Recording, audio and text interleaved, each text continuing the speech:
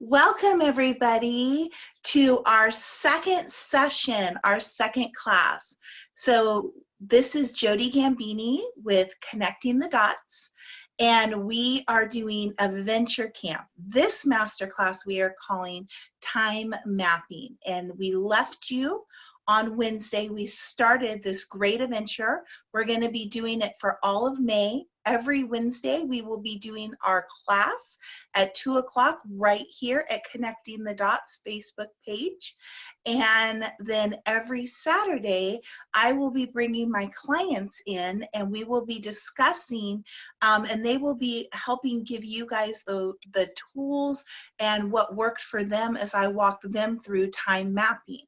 So without further ado, I'm going to introduce you guys. I am going to ask that you put all the questions in the Facebook page, and I will go back in and answer them because I want to stay in the stream to really get all that we can get from our special guests today.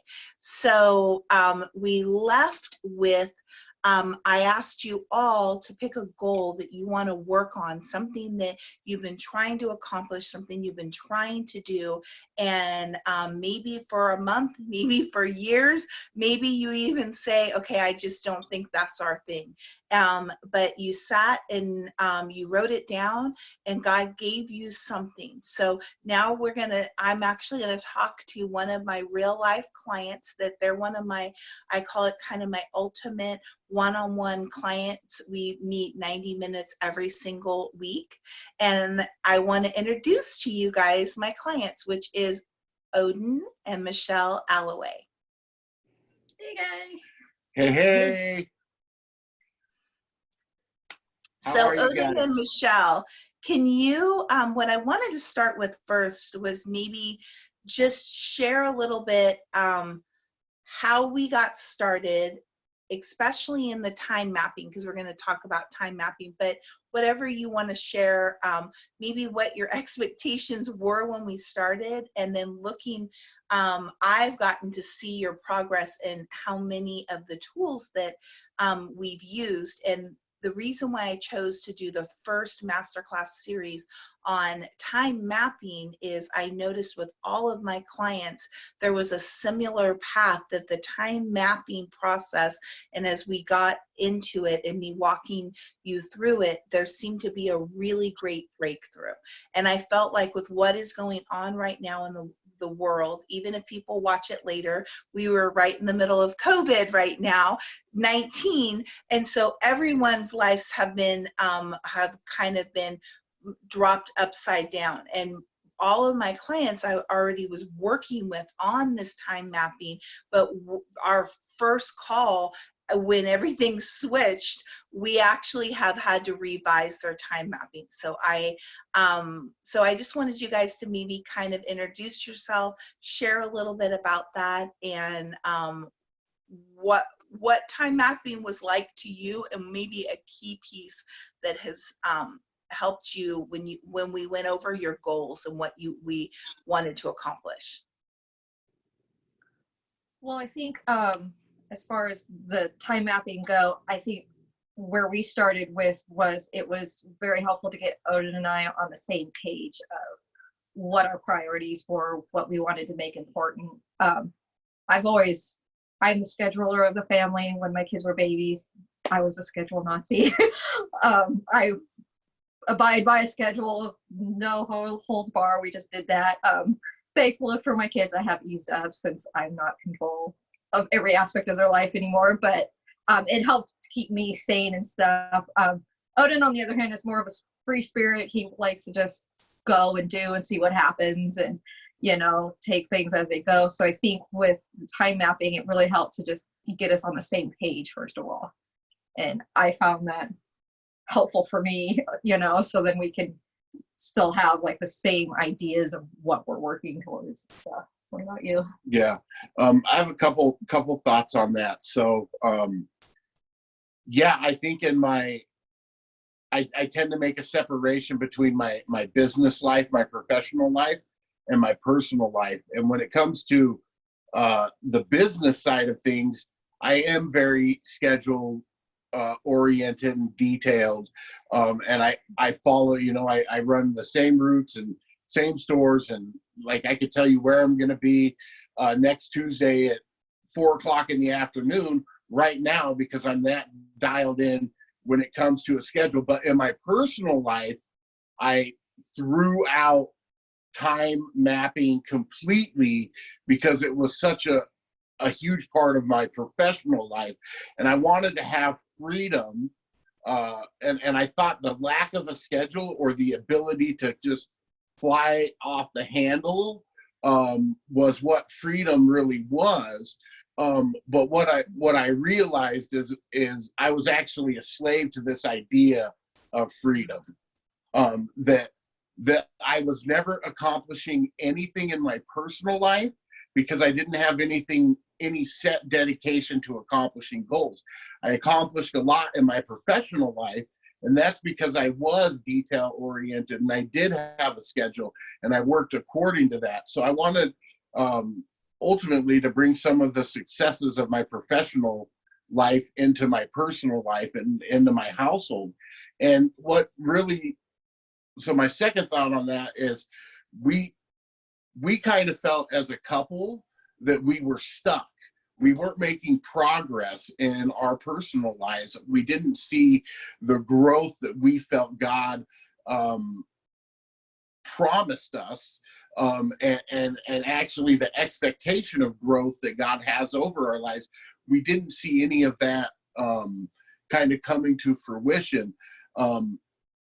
So that was when we kind of decided to reach out to you, because we know that you've been very successful in financial mapping and things like that. And we really felt like finances was an area that we had tried to control, and God was calling us to give that back to him. And we wanted to seek your help and guidance in walking through how to become freer in our finances for the kingdom.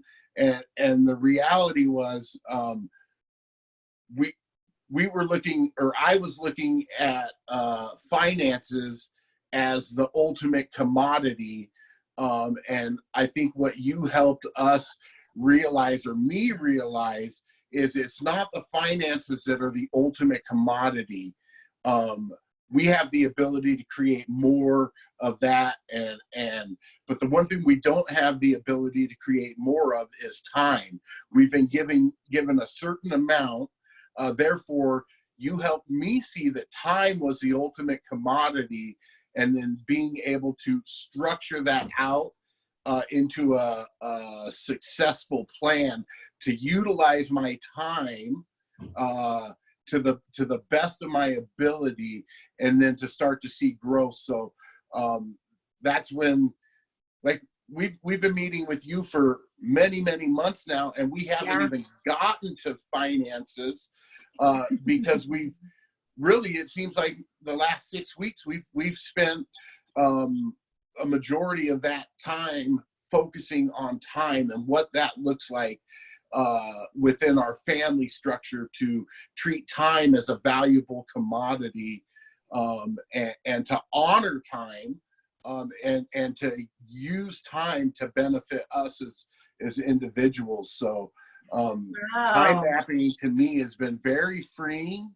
I'm going to say we're not 100% in it. We don't nail everything that we set out to nail, but we enjoy going for it and experiencing the victories, and even some of the defeats have helped bring us down to a real reality. Because sometimes when I think about time, I get this big grandiose idea of what it's supposed to be, and your time mapping has really helped me kind of simplify that, and to realize, like, hey, saying I'm going to do this every single day for 3 hours a day is not a reality, but saying, hey, I can do this a few times a week for a couple hours is a reality, and then giving myself the grace and to walk that out. So I hope that answers the question. Yeah, no, that's great. And you know, you covered a lot of things that I've been thinking about, and were really when I started working with you guys and also the Pickerels, you guys really were, I call it my beta testers into developing the real one-on-one weekly program. And there is 4 different pieces that and you just nailed it. We haven't even gotten to the financial mapping piece of it, because what I discovered is that we have to bring people through a bridge over to the other side, to like kind of the spiritual health, to bridge it over. And by the time we get to the side of the bridge, we've reached that financial wellness place, and now we can start unpacking the financial health. But in all the years that I have done this, I'm great, and I tell people I do full service financial advising and planning. But one thing that I always was trying to figure out, and where Connecting the Dots really was birthed from, I call it kind of the sister company, is there were a lot of people that couldn't get there, and then they would give up. Or I have people even come and tell me they've done other programs and they felt like a failure. And so in the midst of doing these beta testing, what I saw, there was 2 really common things. You're right, I think September was when we started with you guys, and and with Craig and Hannah, it was August. And the one thing that happened really quick, and where some of these, I've always done them for myself and helped with coaching, but where they really came out was, as we were talking, I'm like, okay, this isn't about the financial. There's something like we got to break through over here before I can even get, or and especially helping couples. And I've helped couples for over 20 years in the financial side, but there's always a moment where they'll come to me frustrated that the other person doesn't hear the other person. And one of my niches I discovered was being able to ask the right questions so that it really made a neutral ground. So for you guys, your guys' path has been different than Hannah and Craig's. As you guys, you just nailed it. We've been working with you since September, and a couple of the other master classes we're going to do, I did with you guys first, and then we've really been to that place where we were ready to work on the time mapping. But what I love that you shared, Odinn, is your heart was, you guys both wanted more connection. You wanted to have a deeper connection with each other, and knew that by doing that, it was going to bring more freedom to your relationship, more freedom to your family, and more release you to be able to be even more productive, more effective, and do all the things that you felt you guys were being called to. And I love that you guys shared your story, because I feel that and that's why I want to have the stories on here, because I think that in your life, you guys are successful in the world's eyes. I mean, you know, Odinn, you've had a really great career for 20 years. Michelle is like the most amazing. I mean, really, I think that you guys are amazing parents, amazing. You know, you follow the Lord with all your heart already. So like, what I really love that you're sharing is, my hope is that people, that little piece that they're like, why aren't we breaking through this, that they will see that even when you see someone that it looks like things are all together. I've working with people in one of the most intimate places, which is both financial, and then I've helped a lot in ministry and in the spiritual side. You see things that are very intimate that no one else sees about somebody. And what I've always wanted to do is, what can we do to let people know you're not alone? You're not alone. And when you everyone gets stuck somewhere. That's just the truth. Part of our journey, that's why I called it adventure camp, because the adventure is, now you cross one bridge, now you're going to get on that path, and guess what? There's going to be another bridge. And I always call it a cliff, actually, because like if you hit a cliff, you're like really scared, really scared to cross it, right? Most of the time you don't even think there's a bridge there, and so you feel like you're going to have to jump off that cliff, and you're going to just fall to the rocks or whatever that cliff is. So I think that what my hope is when people get to that place, they don't just sit down and just think that they have no other choices. And that's why I called it time mapping to freedom. So I want to go into, and I don't know if you guys can remember, but I sat down with you and I gave everybody one on here, but I asked you to sit with the Lord for a moment and write out what things you felt like you wanted to focus on with the time mapping. Do you guys remember that? And can you kind of walk me through what came from it and a little bit of that? Yeah, well, I think one of our main things was to make sure that we had set aside things to do as a family. We've got 2 teenagers, one's getting ready to graduate and leave the house. So this is kind of like our last time to really bond and, push them out of the nest really good, and stuff. So one of the things that Odinn wanted to do is to make sure that we had family dinner around the table, sitting down as a family as many nights of the week as we can. It varies depending on his work schedule, of course, but that part was really important to us. So being able to have the family conversations over dinner and, check in with each other and that kind of stuff. And then I think another one of the really important things as a family was to specify a good block of time that we just did things as a family. And we chose Sundays after church for us. Obviously we're not physically going to church, but so it's a lot faster. So, but then, we just made plans. Hey, for these 5 or 6 hours, we're going to play games together. We're going to go on a car ride together. Or, we're going to binge watch movies or something, just something that's all of us together, relaxing, having a good time, that kind of stuff. So I think that part we've been really, really good at. So I appreciate that. That's awesome. So Odinn, walk me through that. Let's break down one, because my hope is that this will help people, that we just walk them through seeing one goal that they wanted to accomplish. You guys came up with 5, just so you guys know. They came up with 5, and so 5 is okay also. But so let's just take the one of you guys sitting down for family dinner. Why did that one come up? Is my first question. Where did that come from, of a goal that was important? Because I'm sure that you've tried to do this for a while, and I'm guessing that maybe there was some frustration with it. Yeah, I think I think a couple of things.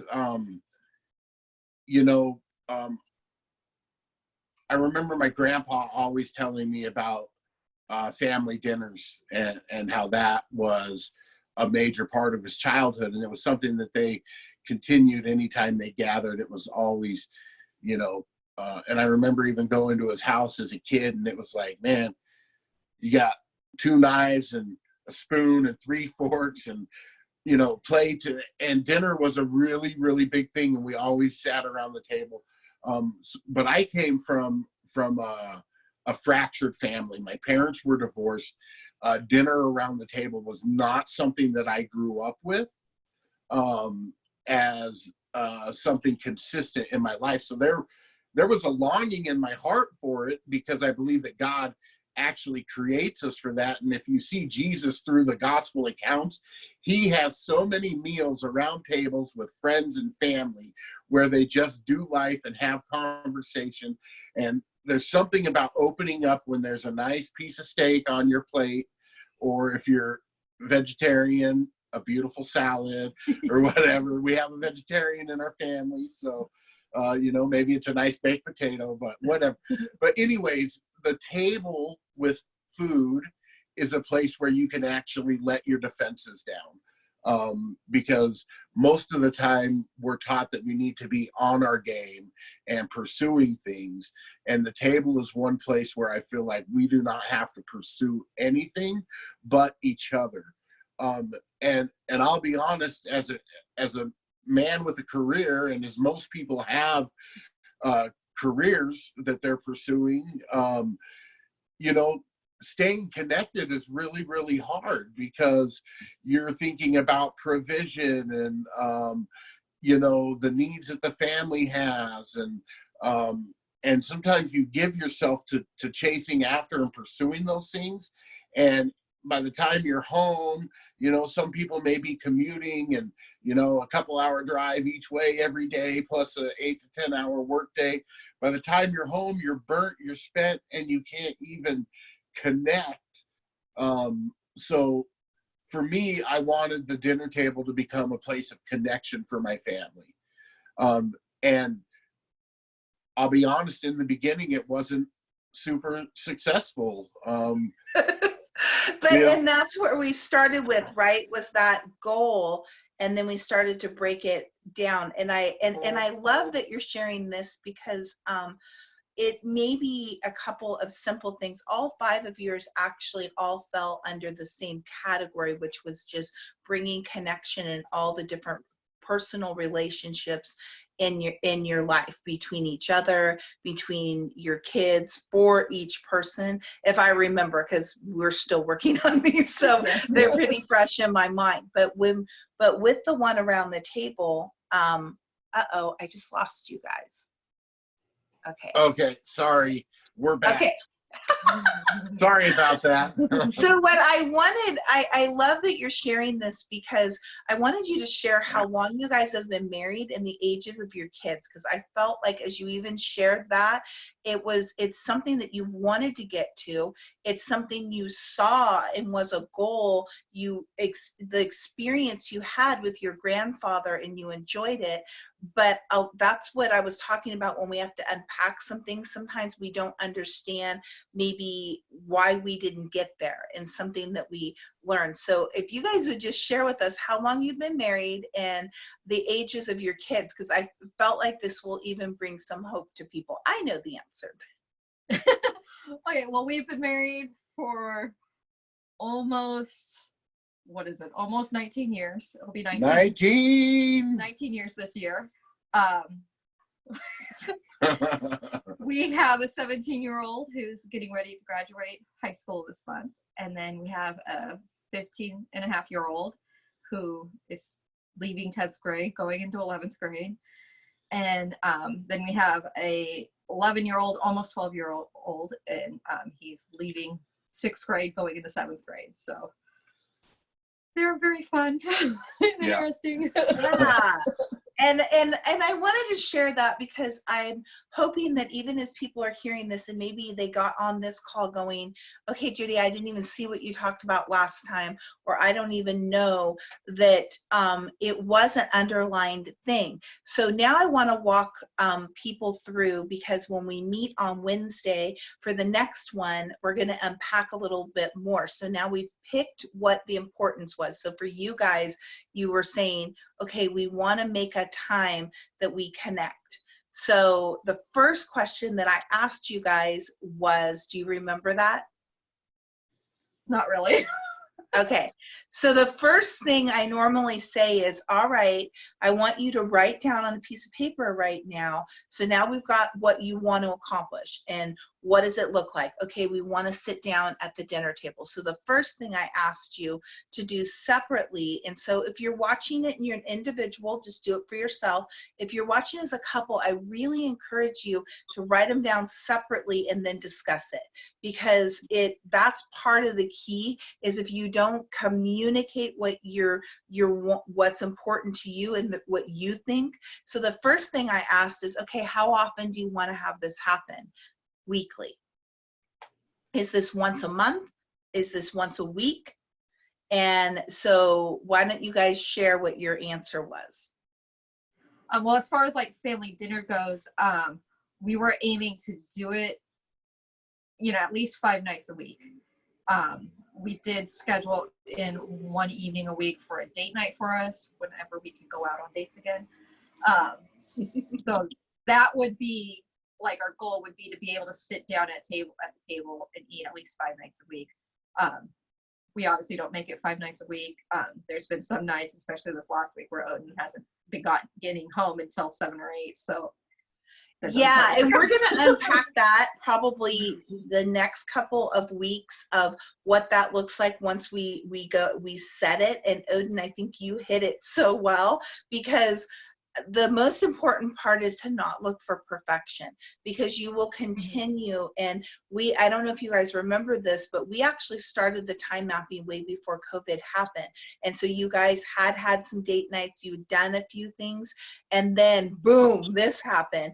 And so then we had to kind of look at it, because we would get on our Fridays is our call, and we'd get on our Friday call, and there was, some explosions that happened that didn't go the way that we wanted. And so this is a baseline, and I wanted to encourage people. So your guys' commitment was to do it 5 nights a week. And so we set that. And then the next thing I said is, what is getting in your way of doing it right now? And do you guys remember what was? It's probably hard for you because you guys are doing it now, and even though you're still adapting it, I'm seeing that it's really working for you guys. So, but do you remember back when you weren't getting it, and then it was discovering? So I had you both write down how often you wanted to do it. And I think for you guys, you were really on page for this one. There was a couple other ones we did where one thought one amount, one thought the other. So we had to come to a happy agreement. So if you are a couple watching this, I encourage that. But now, once we set the time and you looked at your calendar, you guys, what I had them do was block it out on their calendar. So if you use a Google Calendar, an Outlook calendar, whatever you use, if you use a paper calendar, then you need to block it out and write it for that time amount. And do you remember the time you guys chose and the amount of time you chose? Is this just for the family dinner one? Yeah. Yeah, so we blocked out from 5:30 to 7. Okay. 5:30 being the time that Michelle usually starts to cook dinner, and we felt like the preparation of dinner was just as important as the eating of dinner. Right? It was anything to increase connection between us, and to support Michelle in her call and role that she's walking in right now. She takes care of starting dinner at 5:30 while I'm still at work. But the idea of getting the kids to be involved in that, hey, help mom out, have a say in what we're eating, prepare this, set the table. We kind of expanded their world, and we just showed them that, hey, from 5:30 to 7, this is our dinner time. And it may incorporate making dinner, eating dinner, cleaning up from dinner, talking during dinner, but this is the time that we have set aside. And sometimes, I don't get home until 6:30 at night, if traffic's bad or there's an accident or, whatever, but I come in late and they've already eaten. So I'm going to fix my plate, sit by myself at the table, eat it. I've had instances where my kids know that this is now something that's important to me, where they'll actually come to the table and sit there with me while I'm eating, because they understand the value on this time now, where in the beginning they didn't like it because it was change. and nobody likes change, but as they've seen the value from it, and there have been some really good conversations that have come, but more than anything, we're just connecting and we're just being together. We're loving each other better, serving each other better. So because they know that it's important to me, it's now taken on some importance for them. And they're actually meeting us in it, even when it looks obscure from the original intent. God is still accomplishing something through it. And it's still, even if it doesn't look like we first envisioned it looking, it's still something. God has still turned it into something. So the obscure times can be just as beautiful as the planned out it happened just how I envisioned it happening. So. Well, and if I remember right, so like we laying out the time and how you're going to implement it was one of the important pieces. But then a couple of the other things in that session that we planned was, okay, I think that you and Michelle planned for Michelle to make sure to maybe tell you what was for dinner and text you or call you. So there was like these little pieces that you guys came up with, and then Odinn was able, I think, like, I don't know if you're always doing it now, but I'm just wanting to talk about like the planning part right now, because then they're going to work on it every week, and then we're going to discuss that part, which I think you just hit, which is that it's not always going to look the same. But I remember two other things that you laid out were a couple of those things, like how can you, because Odinn, you travel during the day all day and you commute, and your like you said, your business schedule is pretty structured, and you're a manager and you're needed. But I love the creativity you guys came up with, and I wanted you to maybe share a little bit of that if you remember, which was, I think that Michelle was going to send you something, and then you were going to reach out to the kids and text them and just stay connected that way. Yeah. I don't remember that too much because it's kind of fallen off the wagon. Well, no, there have been, I know exactly what you're talking about. There have been times where I'll talk to Michelle during the day and I'll say, hey, do you need any help with dinner? Because part of the thing was to get me involved in more parenting, in more conversations with my kids. So instead of Michelle being the one, like right now she's driving the homeschool bus, she's driving the chores bus, she's driving the dinner bus, the laundry bus, the shopping bus, like she's doing it all, and then I'm removed from it because I'm out working. And the past couple months, everything is intensified and it's all fallen on her shoulders to adapt. And I mean, I have my own challenges when I'm out working, but this was a way for me to come alongside Michelle and say, I support you in what you're doing here because it's important.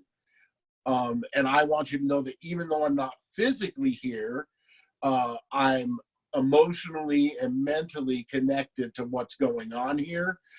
So if you need help, let me know and I will get in touch with one of the kids to come alongside and help you. So it's not always you going to them saying, I need this from you, I need this from you, do this, do this, do this. But rather it's me taking on a role of parenting and saying, hey guys, mom's making burgers and fries tonight. Somebody set the table. Morgan, can you set the table for mom? And Mason, chop up the tomatoes and the onions, for mom. Just help her out. And then it's just me being involved in the running of the home day to day. And we don't do it every day, right? And sometimes I call and I'm like, hey, you need help? And she's like, I'm making spaghetti. I don't need any help. And I'm like, awesome. So let's communicate that to the kids. Hey, yeah, we don't need any help tonight. You guys did awesome today. Enjoy it. Have some free time. We'll connect, instead of dinner starting at 5:30, Dad's going to be home at 6:15. 6:15, let's plan to be around the table and have a good meal. So yeah, and that's what I love. So that's what I love that you guys are sharing. And I think that what you shared before was you just didn't know how to get there. And that's what time mapping can do for you, is first come up with, because the family dinner wasn't just about having a family dinner. I forgot about that. It was also about bringing in how can we transition Odinn into feeling part of the parenting during the day, and this was part of the solution you guys came up with, was, and you broke down the little points to do with it, which were, okay, so you didn't just set the time and not make the rest of the plan. So then I walked you through and I said, because here's just the reality. If you, doesn't mean you weren't wanting to do it, but for some reason there's something that is preventing you from all the little parts to, and that's why I call it time mapping, because it's not just setting a block of time and then going, oh shoot, we didn't hit it. There, now we've got to map it out. What does that look like? What was preventing us? What are the goals we want to have from it? So for you guys, you wanted Michelle to not feel alone. It was something that she was communicating in our sessions, that she kind of feels like she's doing it all. And Odinn, it was important to you that you wanted to come up with a solution of how you guys can do that. So I love that. I love that you guys do that. And then the one last thing, so for all of you guys watching now, whatever your goal is, I want you to write down, like, okay, what are a few little things you can do daily? So now we've figured out what you want to accomplish for the week, right? It might be one time for the week. It might be, for Odinn and Michelle, it was to intentionally do something all 5 days and make a more whole family atmosphere around it, ways that Odinn could participate and connect with the kids and get to practice that. And now you can hear as they're talking about it, they've been doing it for a while, so it's evolving. But then the next thing is, what are you going to do to, so if it's just yourself, then, but whoever else is in the house or is going to be participating with you, the last part I wanted to just share was we set up a plan how you were going to approach the kids, and you also have your mom that is there. So can you walk through a little bit of that? Because I feel like that was a key piece, was now we established, okay, we're going to try to do this daily. These are a couple of the steps that we're going to try to accomplish daily. Each person had their responsibilities. Michelle needed to tell Odinn what was for dinner, or to stop and text or call him and have a conversation about it, which they weren't doing before. They were talking about other things, but they weren't. And then Odinn got to then be the one to relay it to the kids instead of Michelle. So it switched it. But now you hit a really important part, Odinn, and I think this is where we'll end, as you guys shared it. Now how do we implement it? And I believe a lot of people that we have at least more than one person in their house, especially right now. So can you share how you guys kind of sat down with the kids and what you guys did to kind of lay it out? Yeah, that was very interesting. We decided to just That's why I want to share it, because it's like, this is real life here, people. Yeah, real life. There is 6 of us in our household that live here all the time, even before all of this. So we decided to just bring everybody to the table, have family dinner. We kind of, because we were having to do homeschool again, so we laid out what the weekly schedule would look like for them and what our expectations were of them, and try to really communicate that clearly to all of them, including my mom. And we, of course, include her in everything we do. And just because she's here, we probably would, even if she wasn't living with us. But, so just communicating clearly was really important. And overall, I think the conversation went really well. Towards the end, we kind of had a conflict in personalities with a couple of our kids, and we had one in tears and the other one stopping off to her room. So it was very, very much us, which we expected. We're dealing with, a situation nobody's dealt with for like 100 years, and school having to be done, and being stuck at home with siblings you don't really like all that much, but you live together, so you have to, so it just kind of blew up at the end. But we were able to bring everybody back to the table after emotions calmed down, and kind of walk through, like, okay, these kind of blow-ups are normal.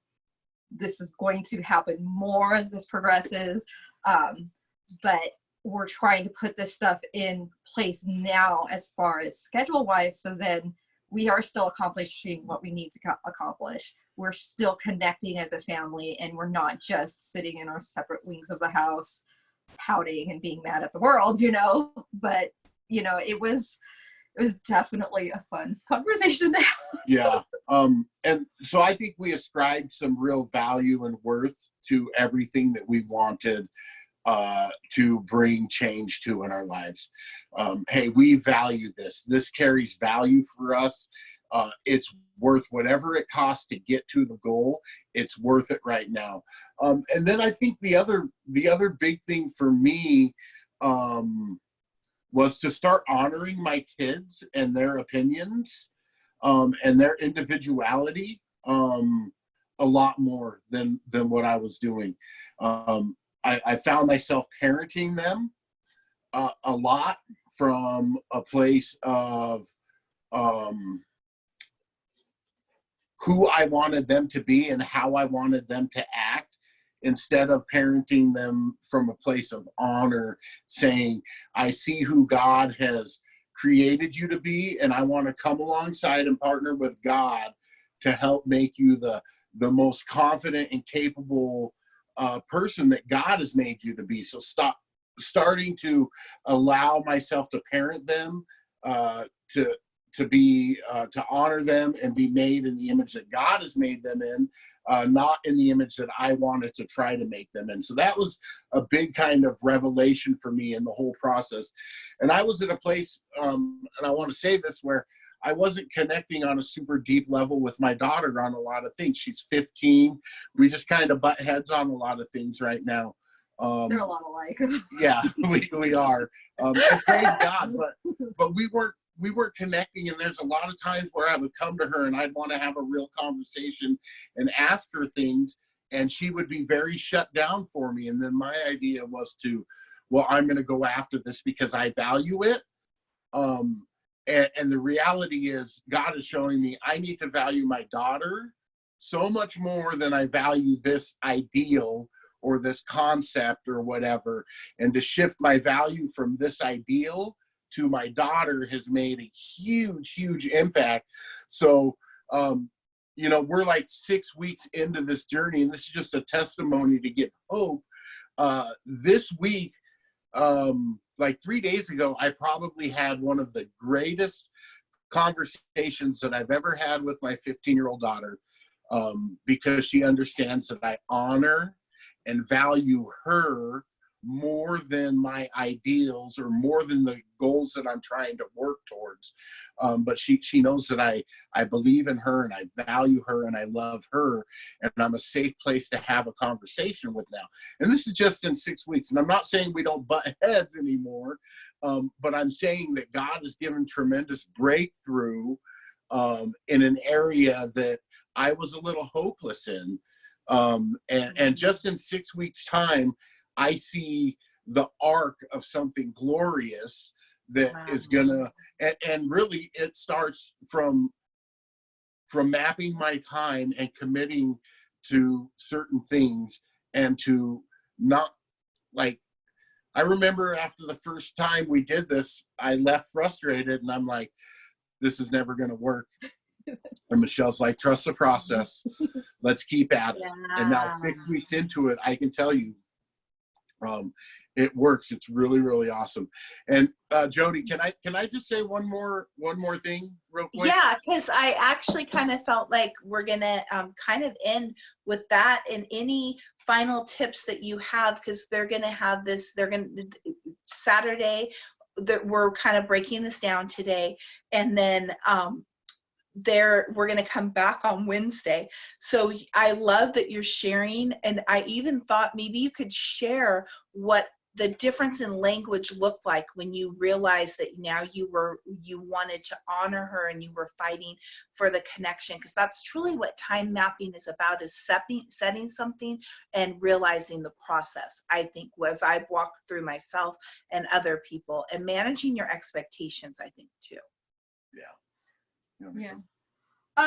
Well, you know, just a final thought for me is, you know, because this is such an unusual time period for all of us, because we had started all of the mapping of our time and everything beforehand, when you hit really tough days, like you already have stuff established to help alleviate that. And I remember the Friday before Easter, we had a horrendous day trying to get schoolwork done. And I ended up with one kid having multiple crying fits because he was so behind on stuff and couldn't see an end, and just having to slowly walk him through that. And my daughter was not doing good with an aspect of hers. And when she finally finished it, she basically broke down with an anxiety attack and had glass strewn across my kitchen floor, crying hysterically. And, you know, by the time like all of the schoolwork was done for the day, we were all exhausted and tired. And like, we just decided, you know, we just need to leave the house and go do something. And thankfully a local church that was about an hour away was doing just a drive-through communion. We all piled, all 6 of us in the car. We drove for an hour in countryside with nobody else around and drove through. We all did communion together, which was amazing. And then we stopped and drove through and got sandwiches, ate them in the middle of pastures with cows on the way home. So it was like, we already had it established that there were certain things that we do together as a family. And so it was very easy for the kids to see, oh yeah, we do need to do this. And they were all up for just piling in the car. I think most of us were still in our jammies, and we just went, you know, and it really helped just turn the day around to where we ended really good instead of just sitting in the horribleness of how bad school was. So that's how I really appreciated it. Yeah. No, that was awesome, right? Like, that's a memory that I know me and Michelle will have as parents for the rest of our lives. And I hope it impacted our kids as much too. You know, but yes, Michelle's right. That was really easy to step into because we already had that time period dedicated to that. And we just said, hey, instead of cooking dinner tonight, let's jump in the car. Let's go get dinner. Let's drive to Vacaville. Let's have communion as a family. It'll be really cool. So because we had that time dedicated, it was a real easy transition for us. There was no fight to get to that place. It was just step right in and let it go. So my final thoughts. So Jodi, right? Here's a shameless plug for what you're doing, and I know you don't need it, but so growing up, one of my favorite movies was called Goonies, and it was about these kids that went on a treasure hunt, and they found a treasure map. And we all know about treasure maps, and it's always right, like X marks the spot where the treasure is found. So when we sat down, we knew that there was a treasure out there that we were looking for. God put it in our hearts that there was a greater treasure out there for us. So, but we didn't have a map. We just knew there was a treasure out there. And then when we came to you, and we knew you from the financial end of things, we were like, oh, hey, maybe you can help us get to where we want to be. But the cool thing about a treasure map is usually when you look at it, there's like dots along the way to get to the X. And you really are helping us connect the dots on this treasure map to get to the promise that God has for us. And one of those dots is time mapping. And one of those dots is financial mapping. And one of those dots is kingdom connection. And one of those dots is healthy family. And one of those dots is deep connection with God himself. And one of those dots are deep connection between husband and wife. So you're putting these dots on the map that lead to the X of the treasure that we're going after. So I just want to say, like, your name is very prophetic. You are connecting the dots, leading to the treasure. I'm super grateful for it. I would have never guessed when we set out on this journey that this is what God would have in store for us.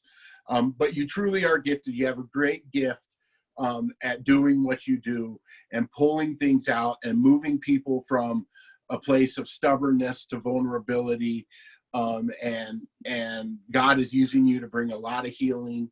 I'm excited for people to really go through these things and even do the one-on-one sessions with you. We've been super blessed by it.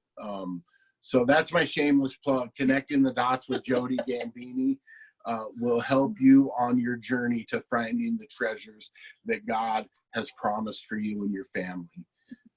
So thank you, Jodi. God bless you. Thank you. Yeah, we're super, super blessed and encouraged by you. Oh my gosh. Yeah.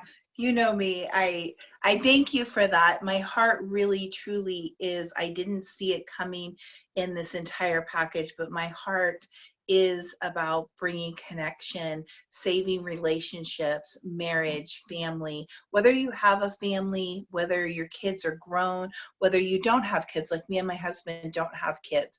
I think that fighting for that connection, one of the pivotal things where I've learned a lot of this is from Danny Silk and the Loving on Purpose.